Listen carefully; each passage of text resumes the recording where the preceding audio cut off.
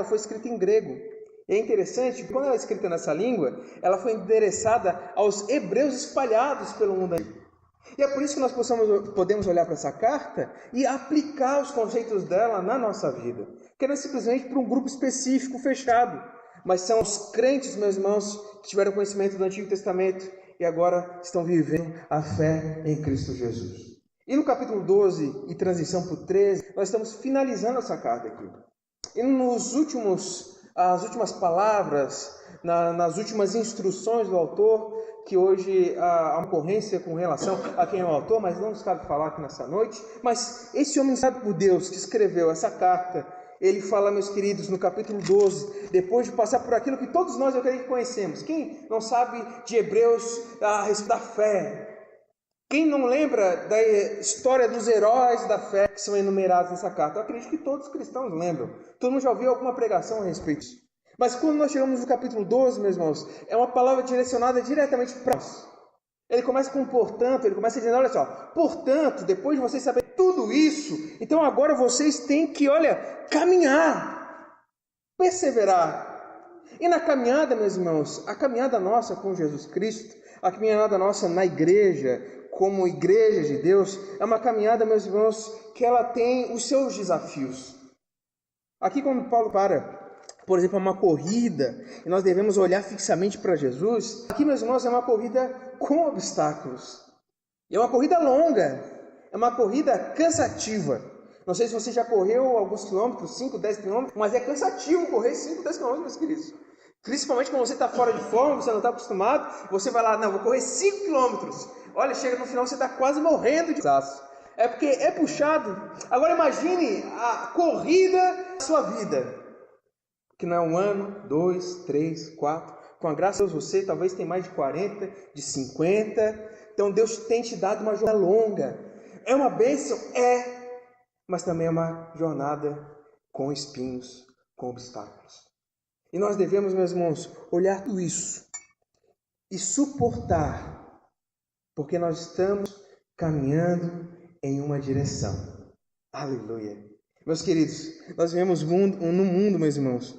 Isso aqui eu sempre falo, é sempre bom lembrar. Nós vivemos num mundo de pluriverdades. Não existe essa palavra, né? Mas para você entender, mais uma verdade.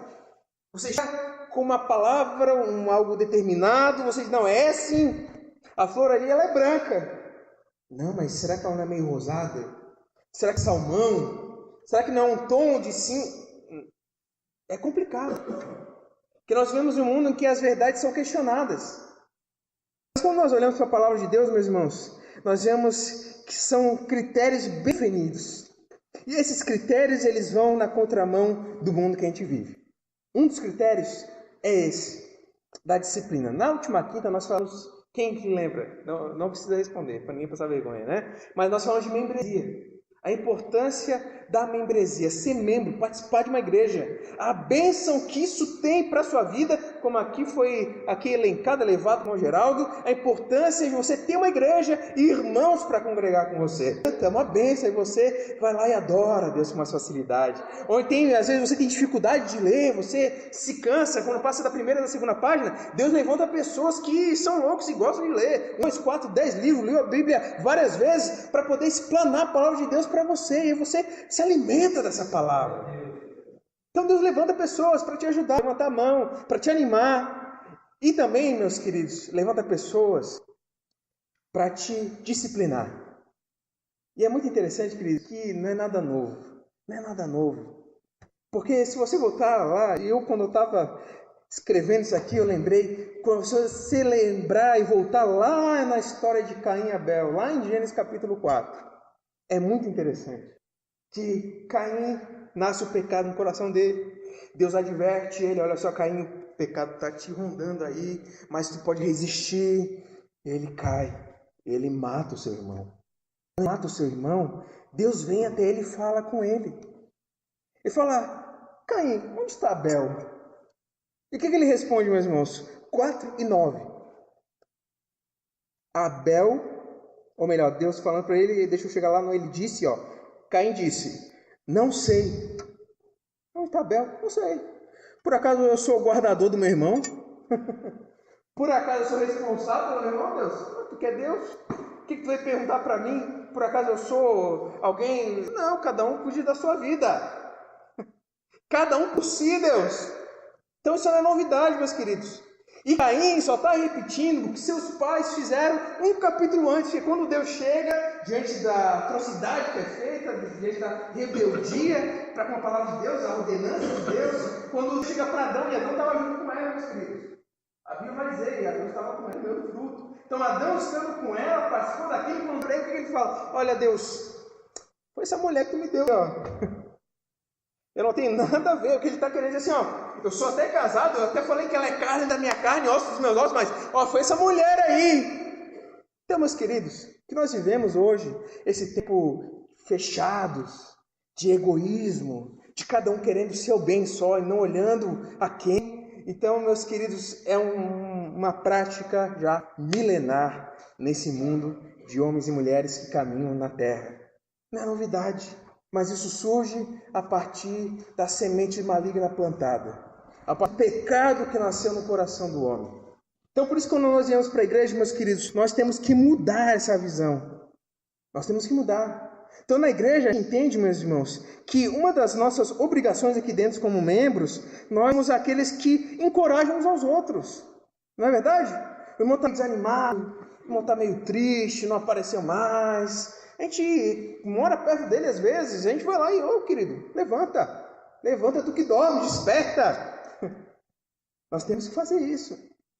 Mas também, meus queridos, nós devemos incluir dentro das nossas responsabilidades, falar sobre as faltas, os erros, a fuga das escrituras, da palavra de Deus, os pecados que às vezes as pessoas não confessam, não se arrependem. Cabe a nós, queridos. E essa é uma doutrina bíblica, meus irmãos, muito interessante, que ela é da tradição protestante. Porque católico, ele crê em purgatório. Então ele não está nem aí para a vida da pessoa durante a vida, porque depois lá no purgatório se resolve com Deus. Por que você acha que existe católico não praticante, meus irmãos? É porque eles estão nem aí. Pode vai lá, faz o que tem que fazer e pronto, porque ele vai ser com Deus depois. Ninguém é responsável por ninguém. Mas nós somos cristãos que crê no que a palavra de Deus diz. E na Bíblia não existe isso. Se você achar, depois a gente vem cá e a gente conversa. Mas não tem nada. Meus irmãos, o homem está destinado a morrer uma só vez. Vindo depois o juízo. Não tem meio termo, querido. Não acertou aqui, não acerta depois. É agora. E é por isso que nós, meus queridos, nós temos a disciplina, nós temos essa estrutura para divertir a pessoa, enquanto ainda há tempo. Aleluia. Enquanto há vida, meus queridos, há esperança. Mas quando a vida já passou, a noite vem e ninguém pode trabalhar. Não dá para fazer mais nada. Então, meus queridos, nós precisamos entender o que é disciplina na igreja, de uma forma bíblica. Meus queridos, a disciplina, ela é porque ela é falada por Deus, e aqui em Hebreus 12, que a gente leu, a disciplina, ela vem primeiramente de Deus. Deus é quem ensina o homem a disciplinar. Nós vemos no mundo de indisciplina, não é verdade? Nós vemos no mundo em que agora, pela questão cultural toda que se levanta, o pai até mesmo é proibido de disciplinar o filho. O absurdo que nós estamos vivendo. Isso vai se transportando, meus irmãos, isso vai ficando impregnado na gente. Se a gente não se colocar diante da palavra de Deus, que essa água que nos lava, é isso que nos poda, tira o que é ruim, nós vamos ficando impregnados com isso, ficamos manchados, e daqui a pouco você está vivendo uma vida que você acha que pode fazer aquilo que quiser fazer, sem prestar contas a ninguém. Nem mesmo a Deus. Nós vivemos nesse mundo. E quando nós viemos na igreja, nesse ambiente de igreja, meus irmãos, nós nos reunimos e nós entendemos que aqui é um lugar onde nós somos, meus irmãos, aperfeiçoados. Disciplina, meus queridos, muitos veem como algo simplesmente negativo. Disciplinar. Aí você lembra da sua infância, ou o Jackson já está lembrando de ontem, talvez. Disciplinar é apoiar do pai e da mãe. Vai lá, aprontou, fez uma arte, o pai diz, Jackson. Não é assim mais ou menos? Não, né? Ontem não aprontou, né? Tá bom. É uma bênção em mim. Mas talvez se você pense em disciplina, você lembra da sua infância. Aquilo você aprontou, não obedeceu, então fica impregnado muitas das vezes você. Disciplina pelo menos é só algo negativo. Você lembra do choro, da cintada, da varinha de marmelo. A avó tinha varinha de marmelo. A avó tinha uma coleção de varinha de marmelo. Se a gente quebrasse a avó naquela, ai, ai, ai. Que a gente queria ser mais esperto que a avó, né? Aí se dava mal. Ela era esperta, ela era sábia. Mas então nós ficamos com essa coisa negativa na cabeça. Mas disciplina, meus queridos, ela é formativa. Grave essa palavra. Disciplina, ela é positiva, porque ela é formativa. Formativa, o que é isso? Ele vem de forma. A disciplina é que nos dá forma. Aí quando você vê na Bíblia, não vos conformeis com esse mundo. Então, não siga as regras desse mundo, não seja da forma desse mundo, mas transformar em entendimento. Para quê? Para poder entender a disciplina que vem de Deus. É isso, meus queridos. Então, a disciplina é formativa porque ela me dá forma, ela me dá caráter. Ela nos conforma à imagem de quem? Do presidente, do governador, daquele grande empresário, do artista famoso, alguém... Não. Nos informa a imagem de Cristo Jesus. Aleluia. Estamos sendo conformados à imagem de Cristo. E para chegar nesse padrão, meus irmãos, impossível humanamente, nós devemos ser disciplinados pela palavra de Deus. Disciplina é dar forma. É igual quando a gente usa aparelho. Os dentes estão todos atravessados ali, tudo complicado. Aí você bota lá o aparelho ortodôntico, não é verdade? Aí vai passando o tempo, eles vão ficando, vão se ajeitando, vão ficar aquele sorriso bonitão, a mordida perfeita. É assim que a palavra de Deus faz. Eu estava lembrando em casa, quando eu estava meditando nisso aqui, de quando eu morei em Urubici, e tinha a plantação de maçã, não sei como chama, para mim plantação de maçã, mas meu tio, ele cuidava lá, plantava, colhia, etc. E era interessante, quando era mudinha, irmão Antônio, tinha toda uma estrutura ao redor. Eu achava muito interessante aquilo. Era enorme, e várias madeiras, várias coisas levantadas. É a estrutura para dar forma à macieira. Para quê, Rodrigo? Porque se ela crescesse meio torta, meio de um lado para o outro, ela pode pender, ela pode apodrecer, dependendo da posição dos galhos. Então ela tinha que crescer, ela tinha que se formar perfeitamente. Para assim poder fazer o quê? Dar frutos. Aleluia. E quantos crentes, meus irmãos, não têm uma vida frutífera? Frutífera em tudo. Na igreja, em casa, no trabalho, na escola, consigo mesmo, meus irmãos. Tem gente que é muito atarefada e dentro dela tem uma angústia enorme que ela não consegue lidar consigo mesma. Então, em todas essas áreas da vida, muitas das vezes a pessoa está assim por quê? Indisciplinada. É aquela que é incapaz de se conformar, aleluia, à palavra de Deus que é perfeita. Aqueles que são conformados à palavra de Deus, têm essa forma, sofrem essa disciplina, meus irmãos. Eles são aqueles que conseguem entender a boa, perfeita e agradável vontade de Deus. Aleluia. Mas se for indisciplinado, não entende. Que ele quer fazer as coisas do jeito dele. Ele quer casar com a pessoa que ele quer casar. Ele quer trabalhar onde ele quer trabalhar. Ele quer estudar onde ele quer fazer só a vontade dele. Ele não olhou na Bíblia que o coração do homem é o quê? Enganoso mais do que todas as coisas. Meus irmãos, nós vivemos num mundo em que as pessoas, independente se tem cabelo branco ou não, independente se é criança, se é mais velho, se tem pós-doutorado, se tem dinheiro, se é pobre, não importa a classe social, não importa o dinheiro que tem, não importa nada disso. São pessoas que são, meus queridos, enganados pela mentira. A pessoa diz, olha só, Deus conhece meu coração. Eu sei que Deus conhece. É muito interessante que na Bíblia, se você olhar o Salmo, quando o salmista olha para Deus e diz, Senhor, esquadrinha meu coração, Tu me conheces. Antes que a palavra venha à boca, o Senhor já sabe. O que ele fala? Vê se há em mim algum caminho mau. Aleluia. E guia-me pelo caminho eterno. Meus irmãos, o crente, ele ama a disciplina de Deus, aleluia. Ele ama, meus queridos, ser ajustado ao caminho eterno. É isso, é aquele que entendeu que quando Deus repreende, Ele disciplina, Ele faz isso porque nós somos filhos. Que se não é filho, não tem preocupação com a educação. Se não é filho, eu não tenho interesse no filho. Mas se é filho, o pai vai disciplinar, porque ele quer o melhor. Aleluia. Meu filho, é o melhor. Eu sei que está com vontade, eu sei que tu quer fazer isso, porque se deixar a criança só quer brincar, não é verdade? Só quer brincar, só coisa boa, só quer brincar, comer, correr, tomar água a hora que der sede, quer fazer sua vontade. Mas o pai sabe que é melhor para o filho. Aleluia. Filho, tem que estudar. Filho, tem que vir para casa a tal hora. Filho, tem que dormir a tal hora. É um controle, meus irmãos, que muitas das vezes nós chamamos Deus de pai, mas não queremos que Ele seja realmente pai nas nossas vidas.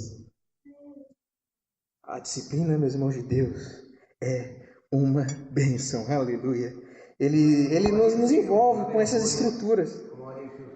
Com essa estrutura de tutoramento, daqui a palavra, que a gente coloca ao redor das plantas quando elas estão crescendo. Estrutura de tutoramento. Pode ser bambu, pode ser madeira, para que ela cresça perfeitamente e possa dar muitos frutos. Aleluia. Então a igreja é o instrumento de Deus na terra para isso, meus irmãos. Você acha que toda hora Deus vai ficar vindo com uma voz? Rodrigo, não vai por aí, meu filho. Voz de Moreira, assim, não consigo fazer. Rodrigo, não. Não, meus queridos. Deus deixou já uma coisa na terra. A igreja. Porque o Espírito Santo habita na igreja. E a igreja é essas paredes aqui, meu? Claro que não. Nós somos uma igreja. Aonde, Rodrigo? Aqui no Caruru, uma igreja local que a gente chama. Então nós somos aqui a presença de Deus neste lugar. Então Deus quer nos usar, meus queridos, para quê? Ser instrumento de disciplina, de correção, de incentivo, de admoestação. São essas palavras que a gente ouve tanto. Mas Deus nos quer usar para isso, meus irmãos. E o que aconteceu? Na história, é muito interessante, eu gosto um pouco de ler a respeito disso. Então, se a gente olhar, meus irmãos, séculos 17, 18, até 19, ou seja, 1600, 700, 1800, nós estamos lá em 2018, mas imagine, lá em 1900, era comum a igreja se reunir, fazer reunião de membros, não de obreiros, de membros. Vamos fazer uma votação aqui, porque fulano de tal está no pecado grave, não quer se arrepender, e agora nós queremos tomar uma decisão com relação a ele. Então, meus irmãos, nas igrejas batistas era muito comum isso, e a Assembleia de Deus vem dessa tradição. Porém, a Assembleia de Deus vem, meus irmãos, nessa virada de século. De 1800 para 1900 a 2000 é que a Assembleia de Deus surge, né, digamos assim, com o navio Daniel Berg, nos Estados Unidos, quando eles vêm para cá, para o Brasil, e eles vêm já de uma tradição onde a disciplina bíblica se perdeu já. Onde já começavam a surgir as mega igrejas lotadas de gente. E aí quando você fala de compromisso, quando você fala de ter que viver a vida conforme Deus quer, isso acaba afastando um pouco as pessoas. E aí quando eles vieram, meus irmãos, Deus fez isso, meus irmãos, não há nada que explique. Se você procurar trabalhos de sociólogos a respeito disso, tem artigos e mais artigos tentando entender como o movimento cresceu tanto em tão pouco tempo. Foi a Assembleia de Deus no Brasil. Meus irmãos, e expandiu dessa forma por quê? Por causa do poder do Espírito Santo, claro. Porém, meus queridos, hoje nós vivemos uma época em que nós esquecemos o princípio bíblico da disciplina. Nós achamos que nós não temos mais compromisso com nada. Nós achamos que simplesmente é vir aqui, receber alguma coisa, ir para casa. Aí se você está vindo aqui e não está recebendo, é igual se você vai num lanche, no mercado, olha, não gostei, vou comprar em outra a partir de agora. Você vai lá no lanche, olha, não gostei do x-salada, não vem mais aqui. Aí você vem na igreja assim, ó, não gostei dessa igreja, vou em outra. Nós vivemos tempos assim, meus irmãos. Isso tem gerado essa geração em que hoje nós temos um país quase total evangélico e também quase total de criminalidade, de adultério, de drogas, de corrupção. Então, na proporção que nós temos crentes, nós temos gente que não vive o evangelho. Porque nos falta comprometimento. Nos falta o que, meus irmãos? Está ligado à disciplina de Deus. Nós precisamos, meus queridos, entender que nós somos convocados a isso. Nós somos chamados para isso.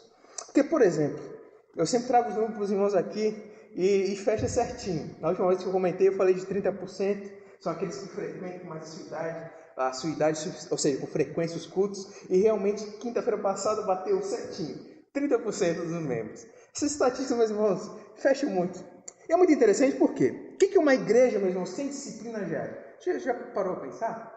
Eu estava lembrando desde criança os casos de disciplina que eu vi, que antigamente era comum. Meus 10 anos, 15, eu já via. Agora depois dos meus 15 anos não vi mais. Não sei o que aconteceu. Mas ali eu via. Claro que nós vivemos um extremo, meus irmãos, onde se disciplinar uma pessoa por causa de uma bermuda. Ignorância total. Eu sei disso. Mas hoje a gente foi para o outro extremo.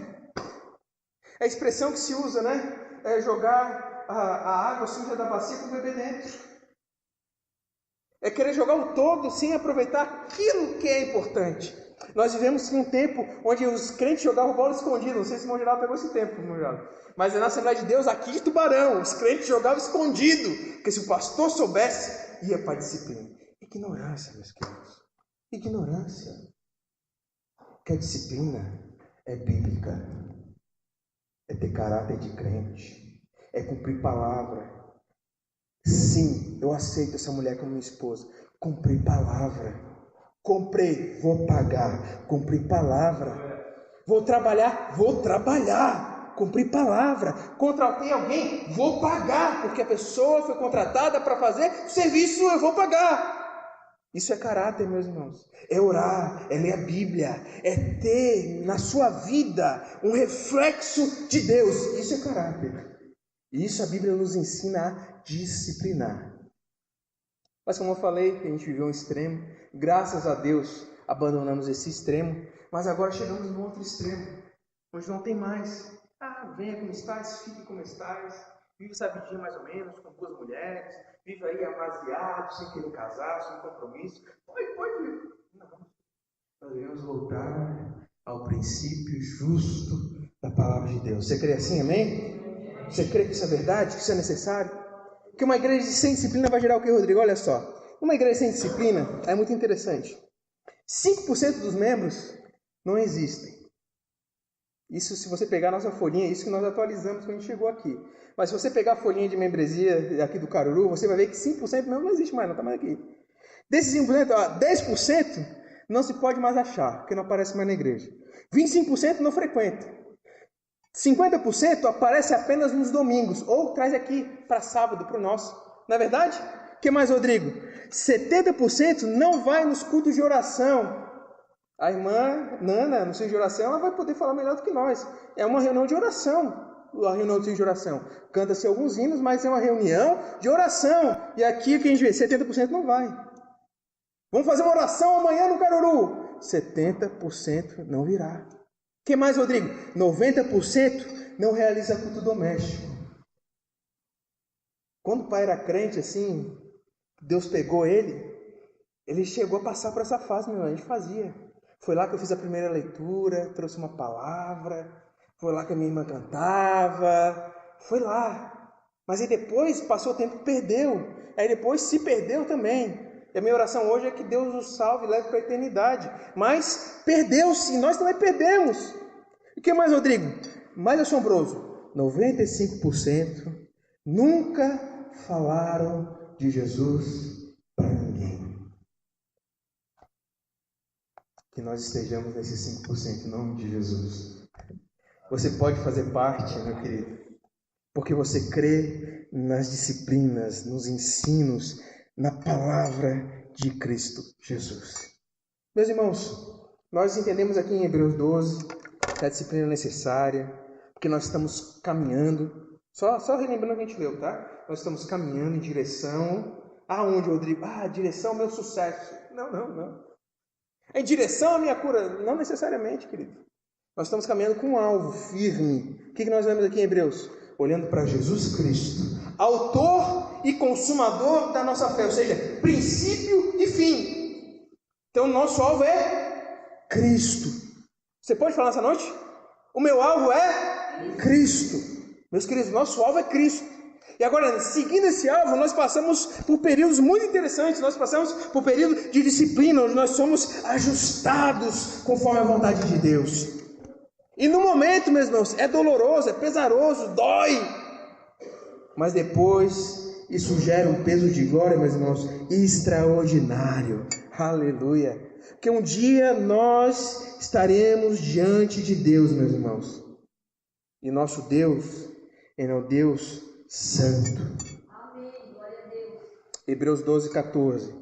Procurem viver em paz com todos e em santificação, sem a qual ninguém verá o Senhor. Nós queremos ver Deus. Você quer ver Ele? Eu não sei dizer. Na Bíblia a gente olha assim, não é muito claro. Não sei se a gente vai ver de longe, vai estar todo mundo de perto. Tem um trono enorme, né? Mas eu quero ver Deus. Aleluia. Se você quer vê-lo também, nós precisamos andar em paz e santificação. E santificação, meus irmãos, é isso aqui. A gente vem no culto, ouvir a palavra de Deus. Ouvir que nós precisamos. Nós temos compromissos a serem cumpridos. É isso que nos santifica. Lembra que Jesus falou, meus irmãos? Vocês já estão limpos pela minha palavra. É a palavra de Jesus que nos limpa. Então nós precisamos, meus irmãos, exercer isso. Bom, tem um monte de versículo a respeito de como a igreja deve disciplinar. Eu poderia ler aqui 1 Coríntios 5, Gálatas 6, 2 Tessalonicenses 3, 1 Timóteo 1, capítulo 5 também de 1 Timóteo, Tito 3, mas eu quero ler só capítulo 1 trecho com os irmãos. Mateus 18, 15 ao 17. Vamos abrir aí, por gentileza? Mateus 18, do versículo 15 ao 17. Qual o objetivo, meus irmãos, de uma disciplina na igreja? Você já parou a pensar? É para se vingar. Não. A gente quer a salvação dessa pessoa. Aleluia. A gente quer ver essa pessoa caindo em si do seu pecado. É o que está escrito aqui em Mateus 18, 15. Olha, se o teu irmão pecar contra ti, vai. O que a gente faz primeiro? Vai e posta no Facebook? Não, né? Vai e a sós repreende ele. Então, se alguém cometeu um pecado, eu quero ampliar aqui, não só contra você, mas você ficou sabendo alguma coisa, você não vai passar adiante não, querido. Você vai até a pessoa e repreende. Olha, se ele te ouvir, está na Bíblia aí, lê aí. Ganhasse o teu irmão. Glória a Deus. Mas e se não ouvir, Rodrigo? Bom, mas se ele não te ouvir, leva ainda contigo mais 2 ou 3 pessoas. Mais 1 ou 2 pessoas. Para que toda palavra se confirme pela boca de 2 ou 3 testemunhas. Ou seja, não vai mais sozinho, leva alguém para ficar de prova. Se ele recusar ouvir vocês, diz a igreja. Se também se recusar ouvir a igreja, considera gentil e publicano. Daqui é que sai a palavra, a gente usa muitas das vezes em outros contextos. Mas olha só, em verdade vos digo, tudo que ligares na terra será ligado no céu. Tudo que desligares na terra será desligado nos céus. Meus irmãos, aqui está um poder outorgado à igreja. Nós repreendemos o pecado. Amém? Porque eu falei de santificação agora há pouco, irmão Geraldo. Então a gente não pode viver em santificação se o pecado não for confrontado. O que você já ouviu? Eu não sei se você é crente há tanto tempo quanto eu, mas a maioria aqui eu creio que é. Mas eu já ouvi assim, mas fulano de tal fez e não aconteceu nada. Não é o que se fala? Então por isso, meus irmãos, nós vivemos esse tempo assim de mornidão. Não tem compromisso mais. Não tem mais comprometimento. Eu quero, meus irmãos, em nome de Cristo Jesus, que nós possamos fazer isso aqui em amor. Aqui a gente não está falando, meus irmãos, de condenar a pessoa ao inferno. Aqui nós estamos falando de confrontar a pessoa. Você crê nisso? Você entende? É como o profeta chegando para Davi, o profeta Natan, né? Ele chega para Davi está lá, belo formoso, fez o que fez, achou que ninguém viu, ninguém ia saber. Está lá ele, opa, deu tudo certo. Com certeza, Senhor. Lá a Uria já morreu, estou aqui com ela, amém. Ele vai e confronta Davi. E quando ele confronta, o que acontece, meus irmãos? Davi se arrepende. Aleluia! Que Deus nos use, meus queridos, para que nós possamos ajudar os nossos irmãos. E não esse amor demagogo e por aí fora, não. O amor de Cristo. O amor de verdade, porque quer ver a pessoa indo no caminho eterno. Aleluia! Que nós não sejamos, meus irmãos, fofoqueiros, mexeriqueiros, que não sai da nossa boca a palavra, fulano de tal, está lá. Não! Se ele está lá, nós vamos atrás, meus irmãos, e nós vamos insistir. Mas chegar no ponto que não tem mais o que nós fazemos, meus irmãos, nós entregamos a Deus. E Deus, na sua justiça, na sua bondade, possa levar ele para a eternidade, para descansar nos céus. É o que nós podemos fazer, meus queridos. Eu acho que a parte mais difícil para nós é insistir e chegar ao ponto que a gente tem que se afastar. Não é verdade? Você quer ver a pessoa ali, caminhando. Mas a instrução de Jesus foi dada. Meus irmãos, palavras do próprio Jesus aqui.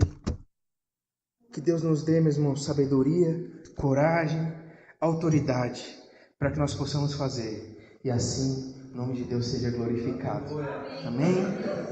Para que, se você cair na besteira de querer viver uma vida louca, tem alguém que te ama o suficiente para dizer: não vai por esse caminho, não vai por aí, esse caminho é um caminho que leva à morte.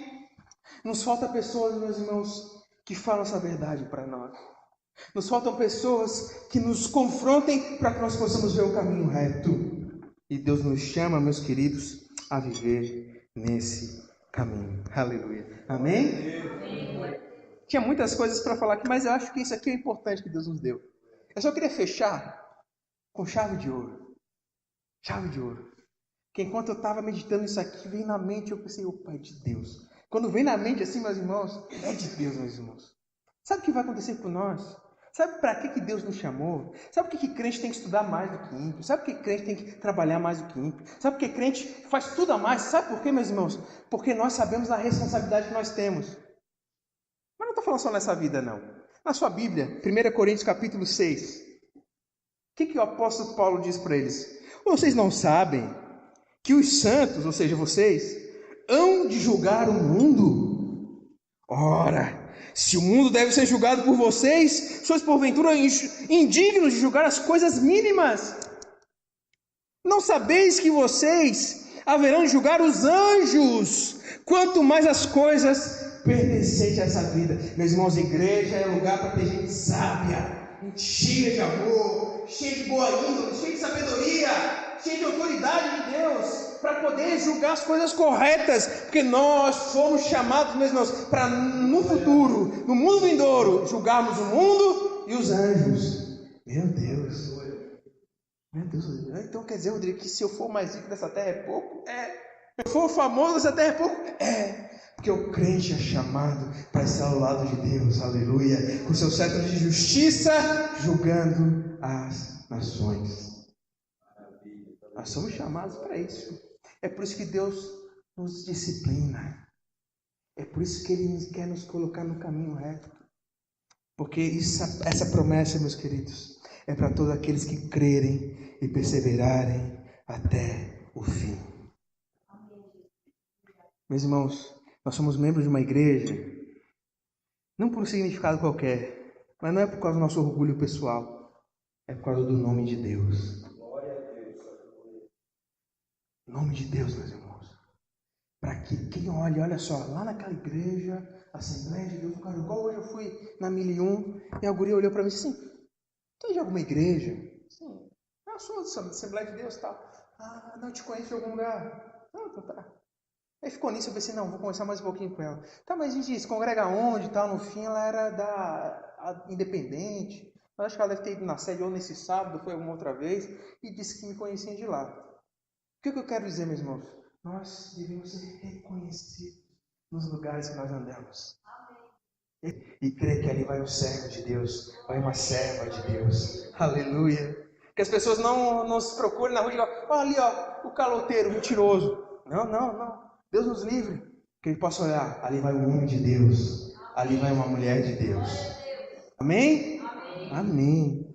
É isso, meus irmãos, que nos espera. É isso que nos é chamado, meus irmãos, a fazer. Em nome de Cristo Jesus. Amém? Você crê que a disciplina, então, é algo bíblico? É algo essencial para uma igreja? É, meus irmãos. Nós não queremos chegar a viver esse extremo. Mas, se for necessário, Deus nos dará sabedoria, autoridade e graça para exercermos. Para que o penitente, pecador, se arrependa e possa encontrar vida eterna. Amém. Vamos orar. Não sei se eu passo. Meu Deus, 10 minutos ali. Quanto que eu passei? 7. Jesus, pode falar.